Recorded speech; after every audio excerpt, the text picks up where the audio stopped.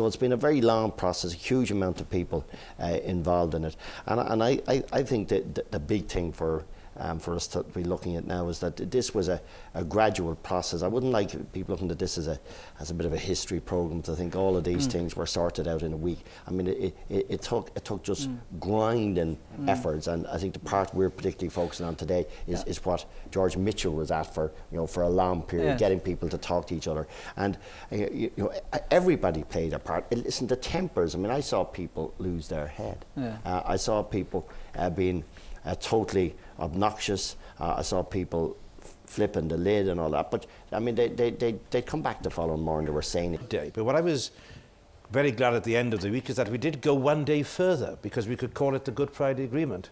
Had it been on the Thursday, we would have had a disagreement whether it was Maundy Thursday or Holy Thursday.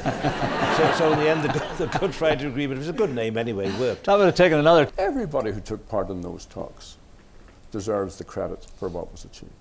We can signal out individuals, of course. Of course. And some people played bigger parts than other people, and so on. But I mean, the Good Friday Agreement was an accommodation, which came, as some of the speakers have pointed out, as part of a long and torturous process, and it's still work in progress. There's still work going on. I think coming to the end of that week, people had a sense of deadline definitely was a good idea.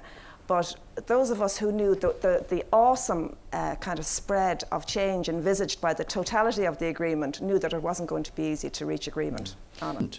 That all our activities were being monitored. Whether it was by which side of the Atlantic the monitoring was coming from wasn't particular. We used to joke and we used to talk into the fire alarm in the ceiling to make sure that they heard. Because at a very critical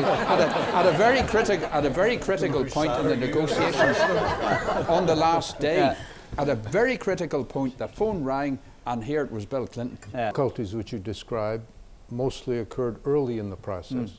The success occurred late in the process. And getting to know people didn't involve surrendering one's position. The single most important factor is that if you view the person on the other side as human, not as them against us, for the first time you open your mind to hear what they say and to understand their position. One of the Ulster Unionist participants said after the '99 talks, Michael Jimsey, that, I think it was Michael, I'm not sure, that trust crept in. I think that was probably an overstatement, because I don't think there was trust. There may not even still be trust. But what I believe crept in was understanding and a willingness to really listen to the other point of view. Well,